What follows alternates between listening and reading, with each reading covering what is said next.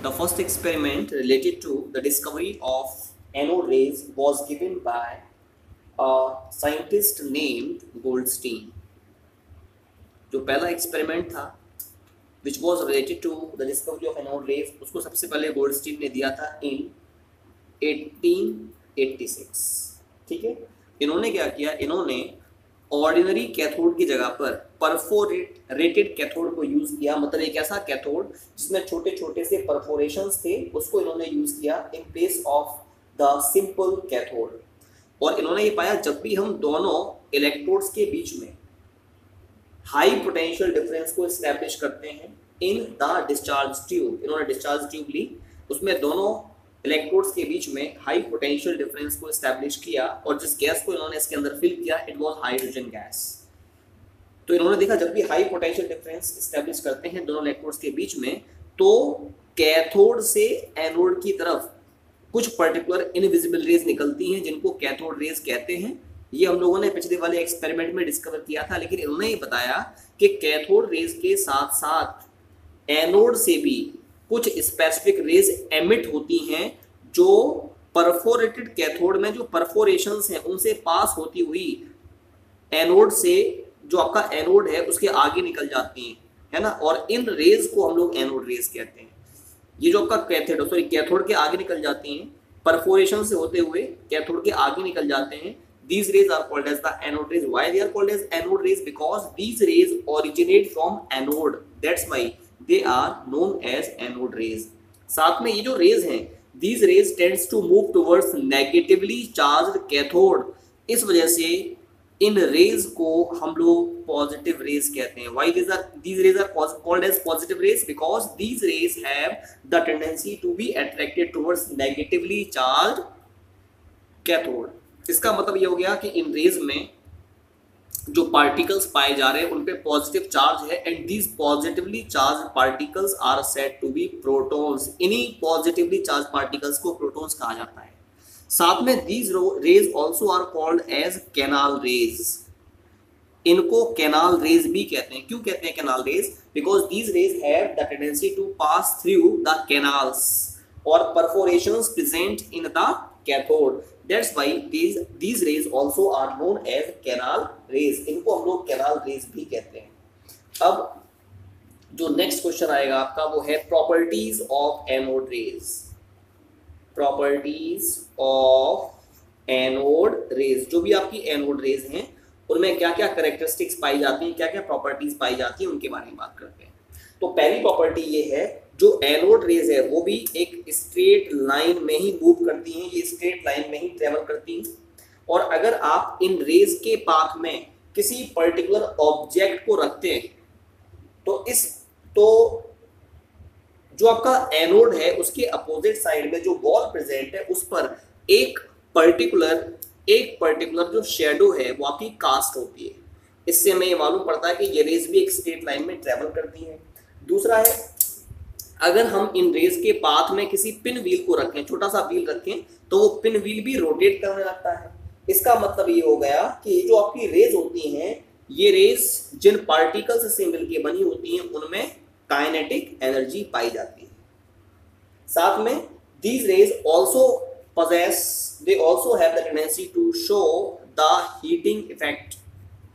ये रेज आपकी heating effect को भी शो करती हैं। अगर ये रेज पास होती हैं, अगर हम इनको स्ट्राइक कराएं किसी पर्टिकुलर मेटल से होकर या किसी पर्टिकुलर मैटर से होकर के, तो इन रेज की जो काइनेटिक एनर्जी है वो मैटर से कोलाइड करने के बाद हीट एनर्जी में कन्वर्ट हो जाती है, यानी ये हीटिंग इफेक्ट को शो करती है।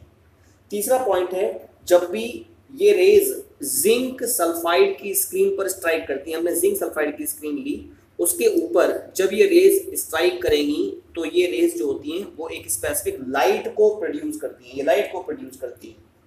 चौथा पॉइंट है, अगर आप इन रेज को पास कराते हैं या तो मैग्नेटिक फील्ड से होकर के, किससे होकर?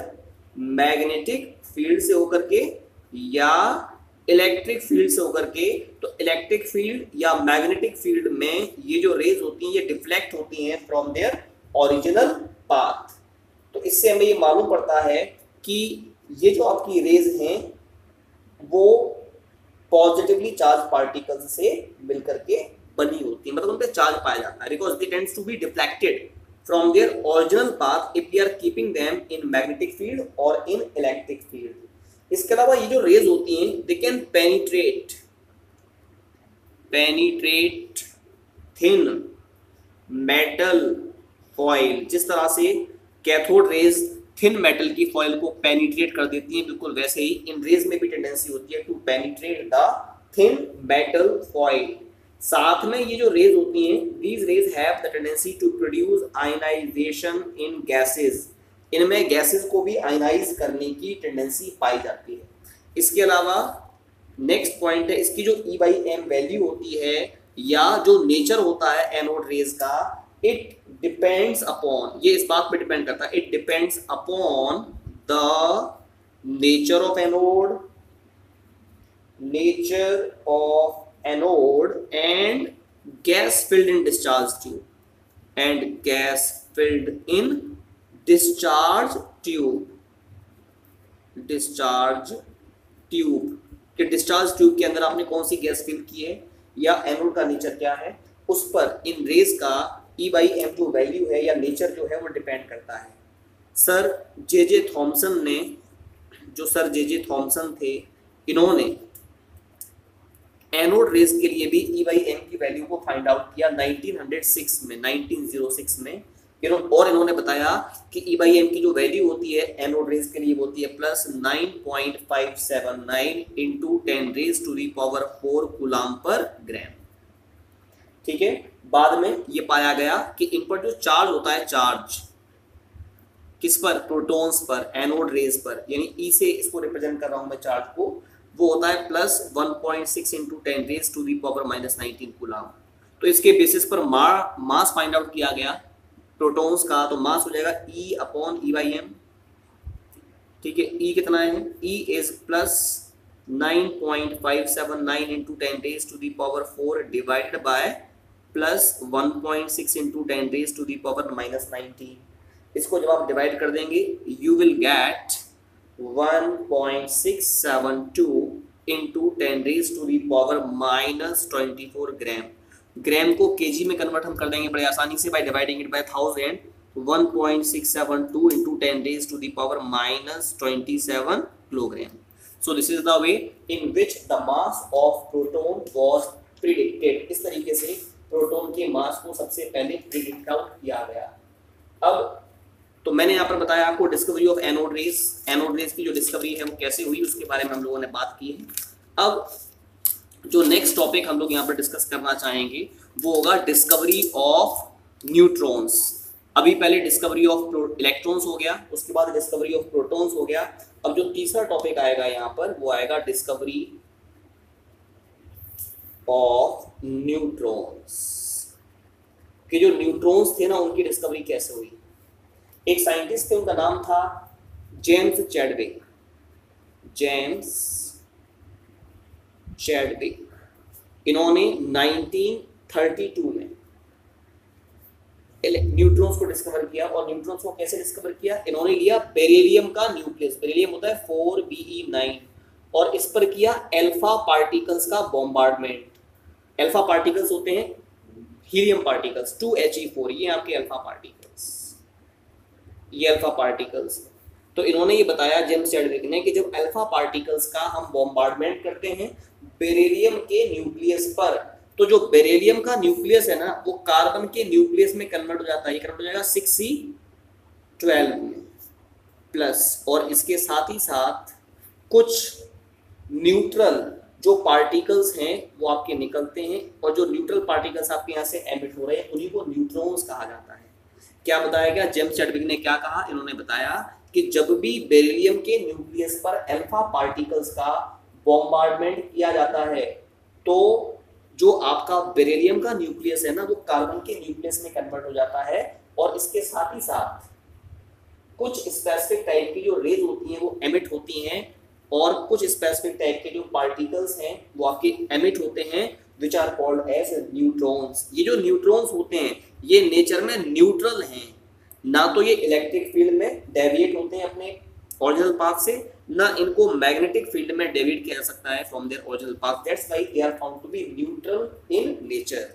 ये माना गया कि जो न्यूट्रॉन्स हैं इनका जो मास होता है it is found to be approximately same as that of protons. ये होता है 1.675 into 10 raise to the power -24 gram.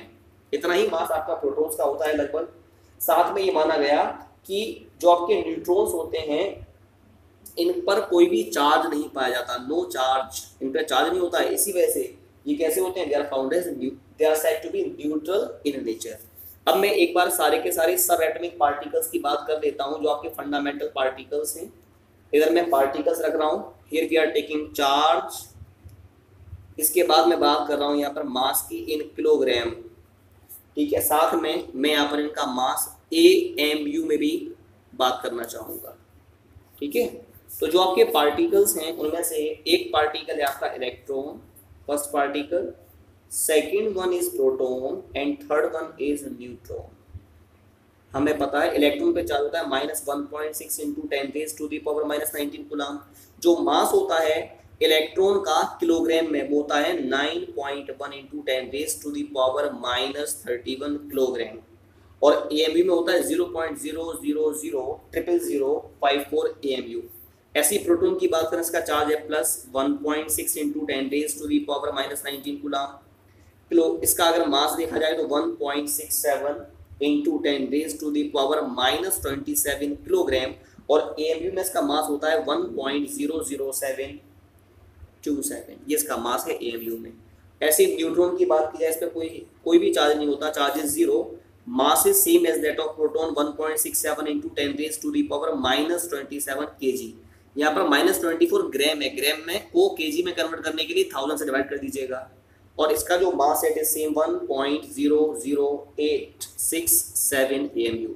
So this is the way in which electrons, protons, the mass as well as the charge of electrons, protons as well as neutrons can be represented.